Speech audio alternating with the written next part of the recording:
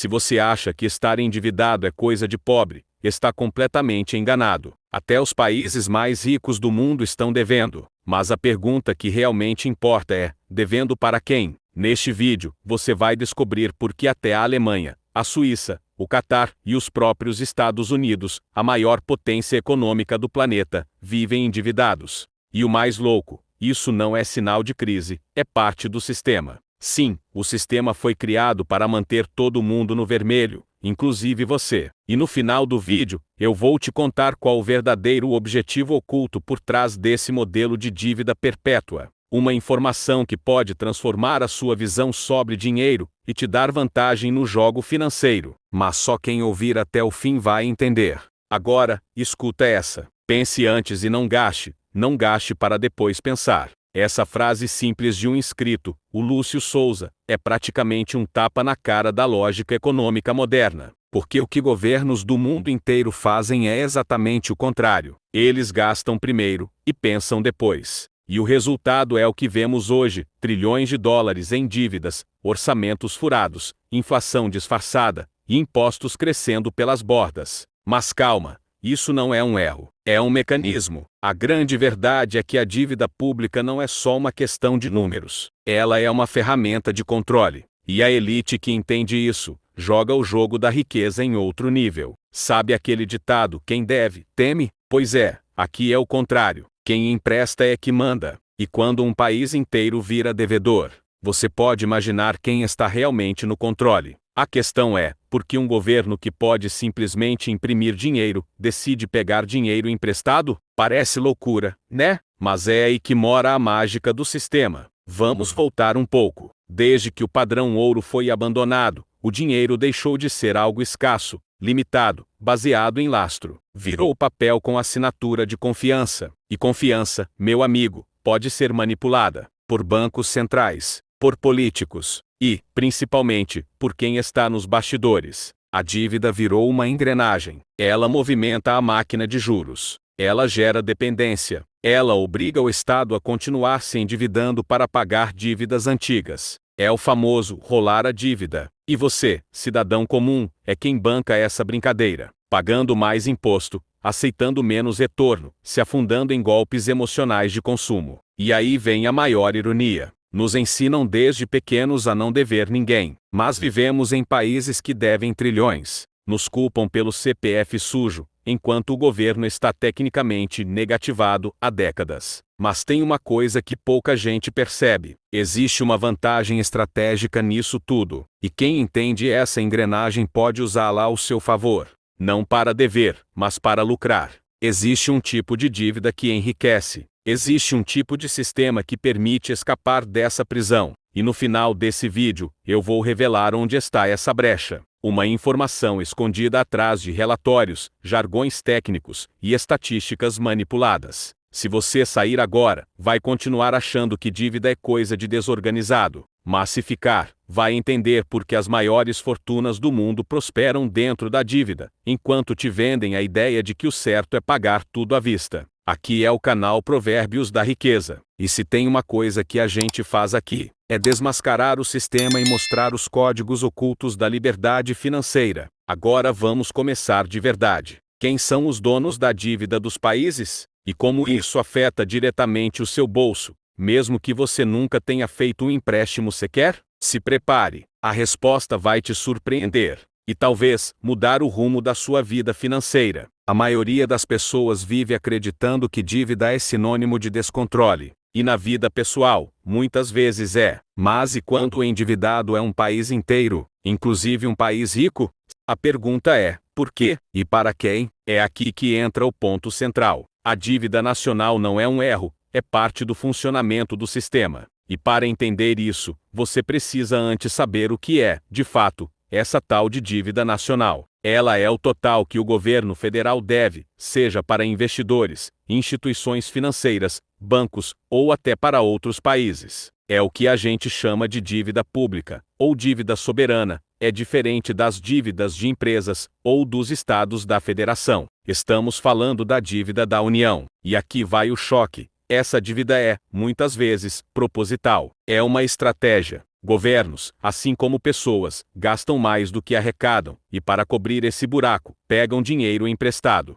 O Brasil, por exemplo, fechou 2023 com uma dívida pública superior a 6 trilhões de reais. Isso mesmo, trilhões, e mesmo assim, continuamos vendo gastos com carnaval, supersalários e auxílio para tudo quanto é lado. Você já parou para pensar de onde sai esse dinheiro? Agora segura essa. Segundo o Infomoney, a dívida dos Estados Unidos ultrapassou 34 trilhões de dólares no início de 2024. Isso dá mais de 170% do produto interno bruto americano, e ninguém lá está chamando isso de calote. Por quê? Porque existe um acordo silencioso no sistema financeiro mundial. A dívida é uma engrenagem, mas, claro, é uma engrenagem perigosa. No Japão, a dívida pública já chegou a 260% do produto interno bruto. O país é considerado um dos mais disciplinados do mundo, mas nem isso livra o Japão da dependência do crédito. E para complicar ainda mais, esse jogo é manipulado por interesses globais. Quando um país emite títulos públicos para captar dinheiro,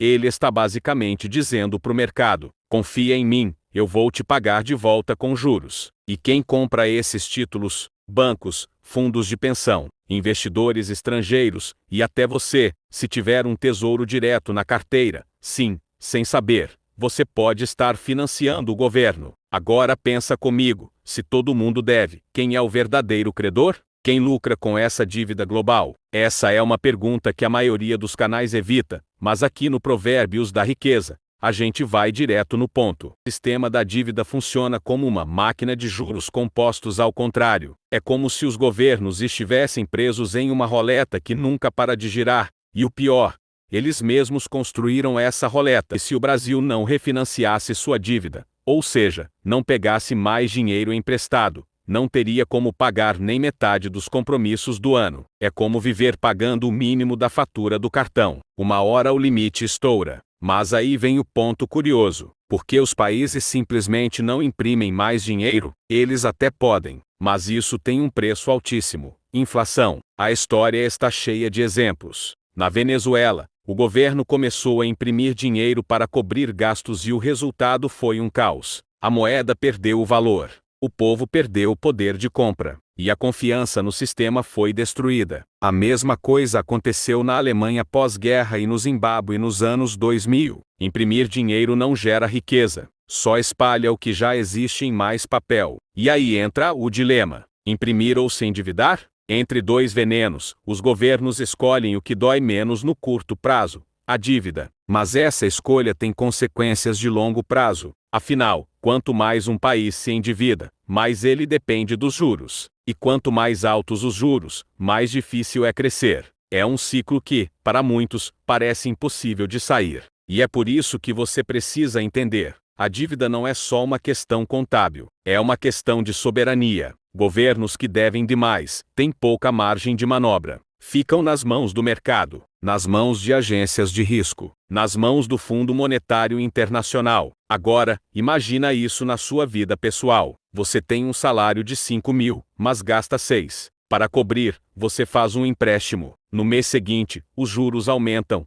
e você precisa de outro empréstimo para pagar o primeiro. Você pode até manter as aparências por um tempo, mas uma hora, o castelo de cartas cai. É isso que está acontecendo com países no mundo inteiro, mas poucos têm coragem de explicar dessa forma. E é por isso que, nos próximos minutos, eu vou te mostrar o que nenhum político quer que você entenda. Quem lucra de verdade com essa dívida mundial, como esse sistema foi construído, e o mais importante, porque ele precisa continuar funcionando assim? Fica comigo, porque a informação mais transformadora de todas está no conteúdo extra que eu preparei para o final. E se você sair agora, vai perder a parte onde eu revelo o que poucos economistas ousam dizer em público. A dívida global é um plano, e você faz parte dele, mesmo sem saber. Agora que você entendeu o que é a dívida nacional, chegou o momento de responder uma pergunta que pouca gente ousa fazer: por que todos os países estão endividados, e para quem eles realmente devem?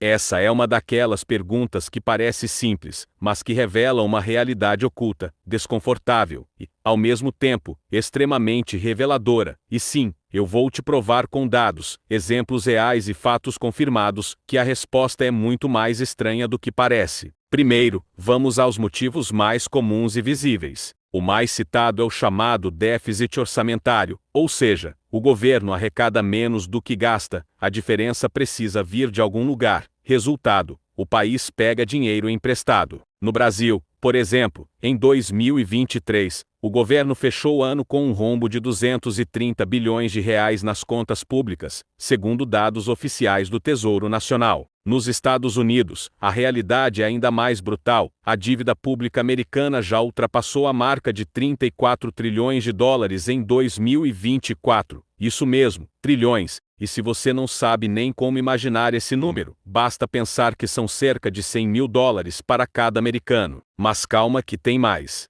O segundo motivo é o investimento em crescimento, infraestrutura, saúde, educação. Tudo isso custa muito caro, e na maioria das vezes, os governos simplesmente não têm dinheiro em caixa. Daí, pegam novos empréstimos para financiar esses projetos. Foi o que aconteceu no Reino Unido, quando o governo investiu mais de 100 bilhões de libras em obras de infraestrutura e subsídios públicos em pleno período de crise, de acordo com reportagens da BBC e do Financial Times. E é aqui que entra o terceiro ponto: crises e emergências. A pandemia do Covid-19 foi o maior exemplo recente. Nos Estados Unidos, segundo a CNN, o governo americano gastou mais de 5 trilhões de dólares em estímulos econômicos apenas entre 2020 e 2021. Isso incluiu auxílios emergenciais, salvamento de empresas e subsídios para hospitais. Aqui no Brasil, também tivemos gastos extras. De acordo com o Infomoney, mais de 600 bilhões de reais foram destinados ao combate à pandemia.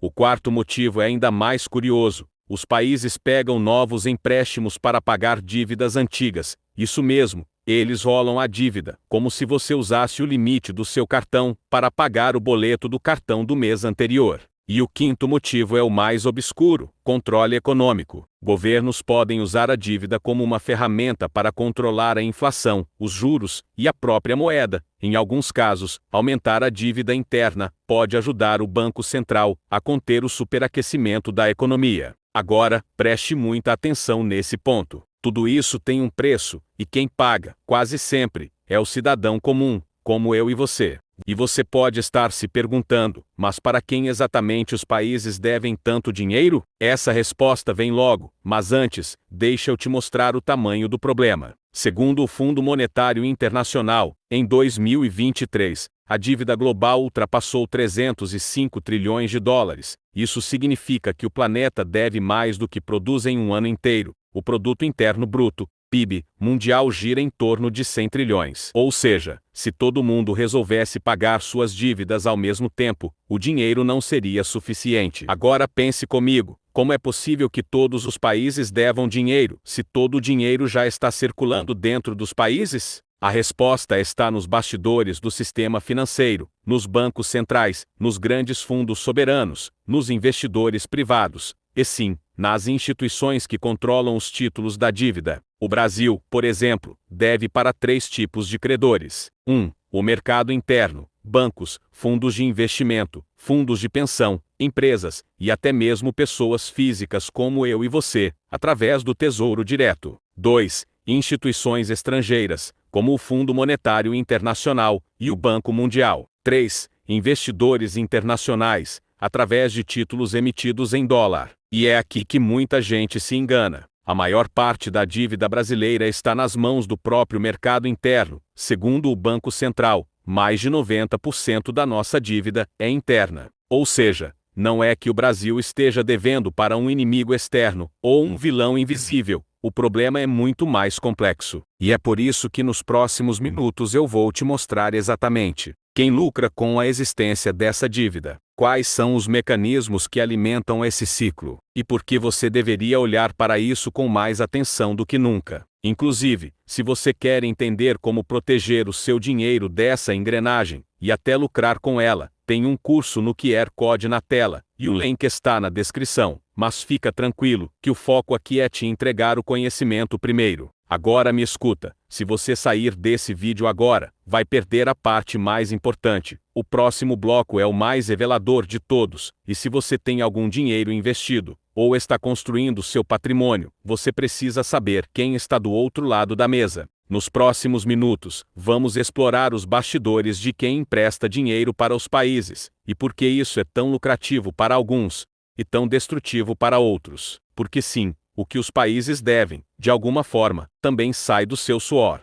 Imagine que o governo emita um título chamado Tesouro Direto, você vai lá e investe R$ 1.000, pronto, você virou credor do país, e agora o governo te deve. Parece bom, né? Mas aqui vem o detalhe. Esse dinheiro é pago com juros, e esses juros saem dos impostos que o próprio povo paga, ou seja, é como se você emprestasse 100 e recebesse de volta 110, só que parte desses 110 foi tirado do seu outro bolso, em forma de imposto, um sistema circular, e, em certo nível, irônico. E agora segura essa parábola. Imagine um fazendeiro que tem um poço de água, em vez de usar só a água que o poço produz naturalmente, ele começa a encher o balde com água do rio vizinho. No começo, tudo funciona, mas, com o tempo, a água do rio traz barro, peixes mortos e até lixo. Resultado, o poço contamina a própria água. Assim é com o excesso de impressão de dinheiro. No início, parece solução, no fim, vira veneno. E por que os países continuam fazendo isso? Por que não fazer? Custa votos, cortar gastos é impopular, subir impostos também.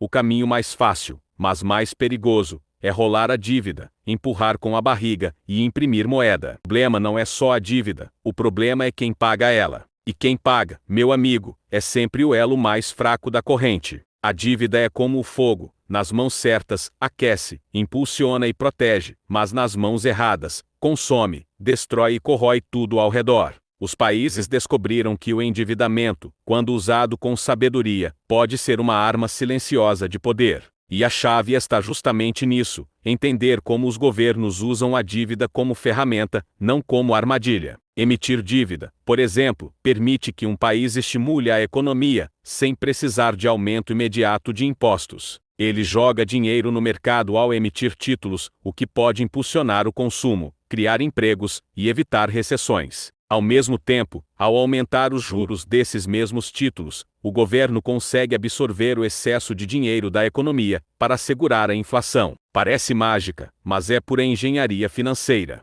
Essa engenharia foi usada em vários momentos da história. Por exemplo, durante a crise de 2008, os Estados Unidos injetaram trilhões de dólares em sua economia por meio de títulos de dívida. O resultado, evitaram uma depressão, mas criaram uma nova bolha que explodiria anos depois. Aqui no Brasil, o Tesouro Nacional opera de forma parecida. O Banco Central compra e vende títulos públicos todos os dias. Isso permite ajustar o volume de dinheiro circulando. Ou seja, a dívida serve como um botão regulador da economia. Mas atenção, meu irmão, esse botão tem um limite. Quando os governos se esquecem de que a dívida precisa ser paga, ou pelo menos controlada, a bomba explode. Foi o que aconteceu no Sri Lanka. Em 2022, o país simplesmente quebrou, não conseguiu pagar uma dívida de 51 bilhões de dólares. Faltou combustível, comida e remédios, o povo invadiu o palácio presidencial. Tudo porque usaram a dívida sem planejamento, sem responsabilidade e, principalmente, sem transparência. Você pode estar pensando, mas Ismael, o que isso tem a ver com minha vida? Tudo, porque o mesmo princípio que quebra um país, quebra uma família. Quando você gasta mais do que ganha, esperando que um milagre aconteça no mês que vem, você está agindo como um governo irresponsável. Mas quando você usa a dívida com estratégia, por exemplo, para investir em um negócio, comprar um ativo, ou aumentar sua renda, você está jogando o jogo dos grandes. A diferença está em ter inteligência financeira. E essa inteligência não nasce da noite para o dia. Ela vem do conhecimento aplicado. Como está escrito em Provérbios capítulo 21, versículo 5. Os planos bem elaborados levam à fartura, mas o apressado sempre acaba na miséria. Percebe? O segredo não está em ter mais dinheiro, mas em saber o que fazer com ele. Por isso, nesse momento, eu quero te entregar algo de valor. Um minicurso gratuito, que está aqui na descrição do vídeo, e vai te mostrar como começar a usar o dinheiro de forma estratégica, mesmo que você esteja endividado agora. Você não precisa ser economista, não precisa ser investidor, só precisa entender as regras do jogo. Porque nesse sistema que vivemos, quem não entende juros, paga, e quem entende, recebe. E isso muda tudo. A partir do momento que você entende que a dívida pode ser um instrumento, e não um inimigo, a sua mentalidade se transforma. Você começa a olhar para o dinheiro como um servo, não como um senhor. Foi exatamente isso que Jesus quis dizer em Mateus capítulo 6, versículo 24. Ninguém pode servir a dois senhores, ou amará um e odiará o outro. Não se pode servir a Deus e ao dinheiro. Ou seja, quando o dinheiro é seu mestre, ele escraviza, mas quando você o domina, ele te serve. E para isso, você precisa ter controle, planejamento, estratégia. Esse é o ponto de virada. É aqui que você pode sair do ciclo da miséria e começar a construir riqueza de verdade. Não adianta viver reclamando do governo, da inflação, da dívida pública, se você não controla as suas próprias finanças. A mudança não começa no Senado, começa na sua carteira. E aí, guerreiro, vai continuar servindo ao dinheiro? Ou vai aprender a fazer ele servir você? Você percebe agora? A dívida nunca foi, por si só, o problema. Assim como um martelo pode construir uma casa ou esmagar um dedo, a dívida é apenas uma ferramenta. O que define o destino é a mão que a segura. Um país pode usar a dívida para impulsionar a economia, gerar empregos, inovar, expandir infraestrutura e alcançar estabilidade. Ou pode, como o Sri Lanka, afundar em promessas políticas de curto prazo e deixar a conta explodir. A diferença entre o caos e a construção está na gestão, e essa mesma verdade se aplica à sua vida. Se você está endividado, não é o fim, mas se você continuar entregando o controle do seu dinheiro aos desejos imediatos, à validação social, ao conforto de agora, o caos é inevitável. Foi isso que destruiu impérios inteiros ao longo da história, e é isso que quebra famílias hoje. Por outro lado, quem aprende a usar a dívida com inteligência, disciplina e visão, pode prosperar mesmo ganhando pouco. Pode usar o capital de terceiros para criar negócios, comprar ativos, gerar renda passiva e construir liberdade. Mas isso exige uma mudança profunda, de mentalidade e de método. Como disse Jesus em Lucas capítulo 14, versículo 28. Qual de vós, querendo edificar uma torre, não se senta primeiro a calcular os gastos, para ver se tem com que a acabar? Planejamento, estratégia e autocontrole. Essa é a base da verdadeira liberdade. Não é o quanto você ganha, é o quanto você sabe administrar.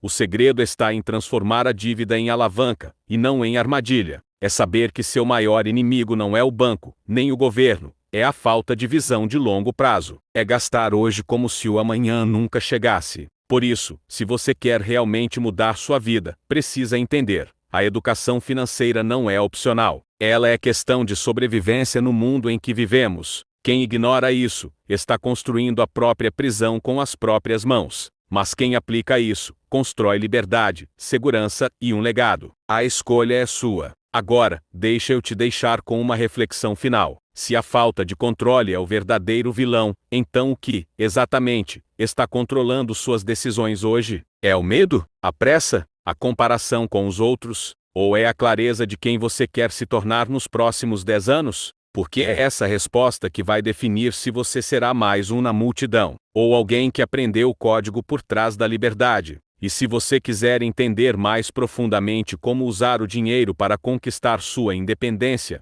e nunca mais ser refém do sistema, tem um vídeo aparecendo aqui à direita agora que vai te mostrar exatamente isso, passo a passo. E à esquerda, o último vídeo postado no canal que pode abrir ainda mais sua mente. Vai por mim. Você vai se surpreender com o que vai descobrir.